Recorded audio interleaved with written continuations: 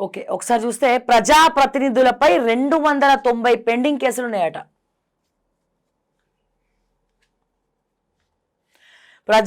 ప్రజాప్రతినిధులపైన 290 కేసులు ఉన్నాయంట. దాంట్లో 86 కేసులు ఎవరి మీద ఉన్నాయండి? మా ముఖ్యమంత్రి రేవంత్ రెడ్డి గారి మీదనే. ఒకసారి మనం చూద్దాం అది దాని సంగతి. జాబితాలో సీఎం మొదలు ఎంపీలు, ఎమ్మెల్యేలు. హైదరాబాద్ పరిధిలోని ఎమ్మెల్యేలపైనే 210కి పైగా కేసులున్నాయి. సైఫాబాద్ పిఎస్లో అత్యధికంగా 89 నమోదు. అత్యధికంగా రాజాసింగ్ పైనే. ఆ తర్వాతి స్థానంలో అక్బరుద్దీన్ ఓవైసీ. రాష్ట్రానికి చెందిన ఎంపీలు, ఎమ్మెల్యేలపై ప్రస్తుతం 290 కేసులు పెండింగ్లో ఉన్నట్లు పోలీస్ శాఖ రికార్డులు చెప్తున్నాయి. ఇందులో సీఎం మొదలు మంత్రులు, ఎంపీలు, ఎమ్మెల్యేల వరకు ఉన్నారు. హైదరాబాద్ పరిధిలోని ఎమ్మెల్యేలపైనే 210కి పైగా కేసులు ఉండగా అందులోనూ కూడా హైదరాబాద్ సెషన్స్ జడ్జి యూనిట్లోని 201 కేసులు పెండింగ్లో ఉండడం గమనార్హం. ఇందులో 24 కేసులు నాన్ బెయిలబుల్ వారెంట్ ఇష్యూ చేసినవి కాగా 16 కేసులు ఎగ్జామినేషన్లో ఉన్నాయి. 20 డిశ్చార్జ్ పిటిషన్లు ఉన్నాయి. విచారణ సమయంలో అత్యధిక కేసుల్లో వాయిదాలు తీసుకుంటుండడం వల్లే ఈ కేసులు పెండింగ్లో ఉండిపోతున్నాయని న్యాయవాదులు అభిప్రాయపడుతున్నారు. అంతేకాకుండా నమోదవుతున్న కేసుల్లో రాజకీయపరమైనవే ఎక్కువగా ఉంటున్నాయని చెబుతున్నారు. మరోవైపు ఇందులో క్రిమినల్ కేసులతో పాటు సిబిఐ, ఏసీబీ కేసులు సైతం ఉండడం గమనార్హం. సైఫాబాద్ పిఎస్లోనే 89 కేసులు. రాష్ట్ర వ్యాప్తంగా ఒక్క సైఫాబాద్ పిఎస్లోనే ఎమ్మెల్యేలపైన అధికంగా, ఒకసారి మనం పూర్తిగా చదువుదాము, తెలుసుకోవాల్సిన వార్త. 89 కేసులు నమోదైనాయి. అసెంబ్లీ ముట్టడి, గన్ పార్క్ వద్ద నిరసన సమయాల్లో ఈపీఎస్లోనే కేసులు నమోదు చేస్తుండడంతో కేసుల సంఖ్య అధికంగా ఉన్నట్లు తెలుస్తోంది. జిహెచ్ఎంసీ పరిధిలోని ప్రజాప్రతినిధుల్లో అత్యధికంగా గోషామహల్, ఎమ్మెల్యే రాజాసింగ్పై వివిధ పిఎస్లలో అత్యధికంగా 110 కేసులు నమోదై ఉన్నాయి. ఆ తర్వాత చంద్రాయనగుట్ట ఎంఐఎం ఎమ్మెల్యే అక్బరుద్దీన్ ఓవైసీపై 21 కేసులు ఉన్నాయి. అయితే ఇందులో అనుమతులు లేకుండా ర్యాలీలు, సభలు, సమావేశాలు నిర్వహించడం వంటి వాటి గురించి నమోదైన కేసులే అధికం. అంతేకాకుండా మతపరమైన వివాదాస్పద వ్యాఖ్యలు చేసిన సందర్భాల్లో నమోదైన కేసులు సైతం ఉన్నాయి. మరోవైపు కంటోన్మెంట్ ఎమ్మెల్యే గణేష్ పైన ఒక కేసు కూడా నమోదు కాకపోవడం గమనార్హం. కొన్ని కేసులు కొట్టివేసిన కోర్టులు. రేవంత్ రెడ్డి పిసిసి చీఫ్గా ఉన్న సమయంలో ఎన్నికల ప్రచారంలో వివాదాస్పద వ్యాఖ్యలు చేశారని పలు కేసులు నమోదు కాగా తాజాగా వాటిని ప్రజాప్రతినిధులు కోర్టు కొట్టేసింది. జన్వాడ ఫామ్ హౌస్ పై డ్రోన్లు ఎగరవేశారని బీఆర్ఎస్ హయాంలో రేవంత్ రెడ్డిపై నమోదైన కేసును కొట్టేశారు. గ్రాడ్యుయేట్ ఎమ్మెల్సీ ఎన్నికల సందర్భంగా తనపై తప్పుడు ప్రచారం చేశారని MLC Teenmar Mallanna, BRS working president KTR, మాజీ మంత్రి జగదీష్ రెడ్డిలపై పెట్టిన కేసులను ఇటీవల హైకోర్టు కొట్టేసింది. ఫోన్ ట్యాపింగ్ వ్యవహారంలో వచ్చిన ఫిర్యాదు ఆధారంగా మాజీ మంత్రి హరీష్ రావుపై పంజాగుట్ట పోలీసులు కేసు నమోదు చేయగా ఆధారాలు లేవని కోర్టు కొట్టేసింది. హైదరాబాద్ పరిధిలోని ఎమ్మెల్యేలపై నమోదైన కేసులు ఇలా ఉన్నాయట. ఎమ్మెల్యే నియోజకవర్గం కేసుల సంఖ్య చూద్దాం ఒకసారి.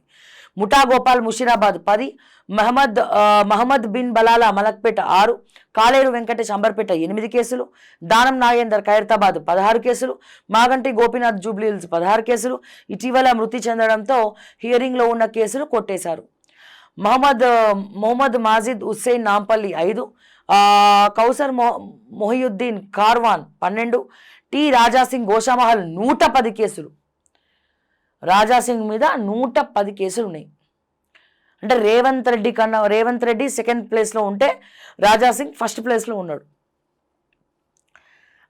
జుల్ఫికర్ ఆలీ చార్మినార్లో 1, అక్బరుద్దీన్ ఓవైసీ చంద్రాయనగుట్ట 21, జాఫర్ హుస్సేన్ యాకత్పుర 5, మొహమ్మద్ ముబీన్ బహదూర్పుర 2, పద్మారావు సికింద్రాబాద్ 4.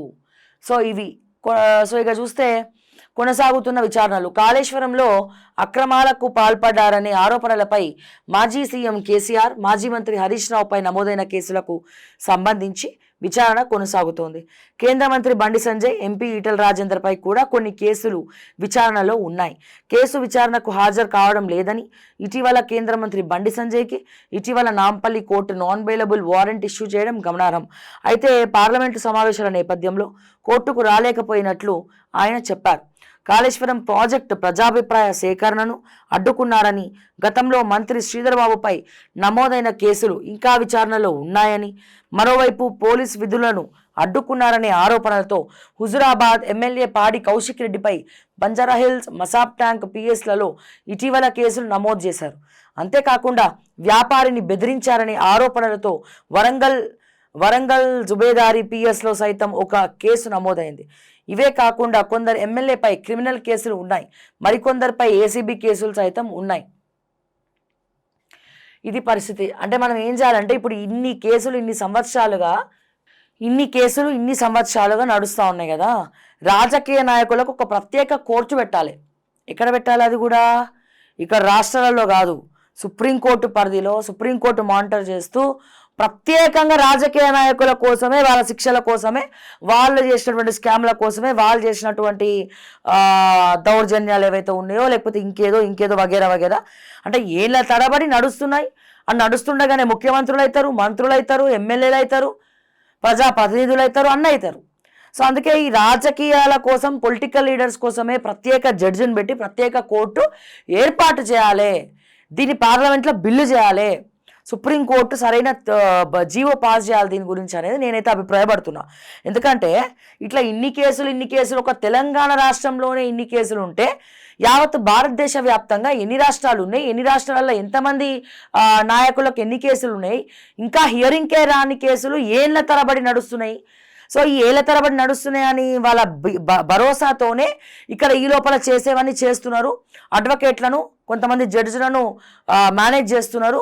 దానికి ప్రత్యక్షంగా మనం మాట్లాడుకోవాల్సినటువంటి అంశము, మొన్న ఢిల్లీలో 1000 కోట్ల రూపాయలు జడ్జి గారి ఇంట్లో బహిరంగంగా దొరకడమే దానికి ప్రత్యేక నిదర్శనం.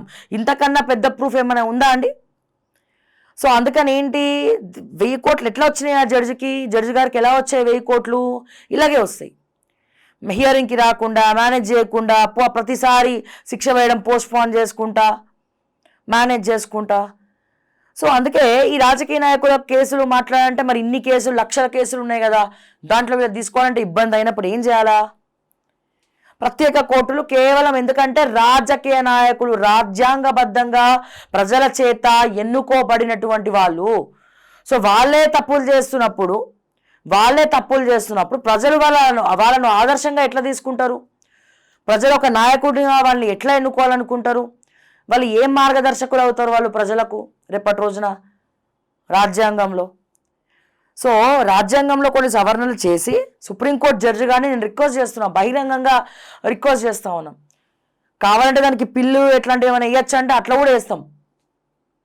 కానీ మా రిక్వెస్ట్ ఏంటంటే అసలు ఏంది పరిస్థితి? రాజకీయ నాయకులకు ఒక ప్రత్యేక కోర్టు ఏమైనా ఏర్పాటు చేస్తారా? ఒక కోర్టు చాలు. ఓన్లీ రాజకీయ నాయకులు అంటే ఎంతమంది ఉంటారండి దేశవ్యాప్తంగా? వాళ్ళకు ప్రత్యేక కోర్టు ఏర్పాటు చేసి దానికి ఒక జడ్జి గారిని పెట్టి, బాబు నువ్వు ఈ కేసులు ఇవి మీరు చూసుకోండి అని చెప్పి వాళ్ళకి ప్రత్యేక కోర్టు ఏర్పాటు చేయాలి. శిక్షలు ఉన్న వాళ్ళను లేకపోతే తప్పు చేసిన వాళ్ళను ఇమీడియట్గా వాళ్ళ పదవుల నుంచి బర్తరఫ్ చేయాలి. వాళ్ళకి జైలు శిక్ష వేయాలి. పదవుల్లో ఉన్నా ఇమీడియట్గా. అప్పుడు రాజకీయ నాయకులు కూడా మేము తప్పు చేస్తున్నాం, మేము తప్పు చేయం, ఒకటి రాజ్యాంగంలో ఒకటి ఉన్నది, ఒక వ్యవస్థ ఉన్నది, కోర్టు అనేది ఉన్నది అనేది నమ్మకం కలుగుతుంది. ఇటు సామాన్యులకు కూడా ధర్మదేవత ఉండే అనే నమ్మకం కలుగుతుంది. సో ఏ రకంగా అటు బాగుంటుంది, ఇటు బాగుంటుంది. సో దీని గురించి ఒకసారి మానిటర్ చేయండి, దీని గురించి ఒకసారి మాట్లాడితే బాగుంటుంది. ఎవరన్నా ఎంపీలు ఎవరన్నా పార్లమెంట్లో వాళ్ళు ఎందుకు మాట్లాడతారు? వాళ్ళు కూడా రాజకీయ నాయకులే కదా, మాట్లాడరు. సో మాట్లాడితే ఇక మనం అసంటి వాళ్ళమే మాట్లాడాలా, సంఘ సంస్కర్తలు మాట్లాడాలా, లేకపోతే జర్నలిస్టులు, సోకాల్ జర్నలిస్టులు మాట్లాడాలా, ప్రజలు అడగాలి.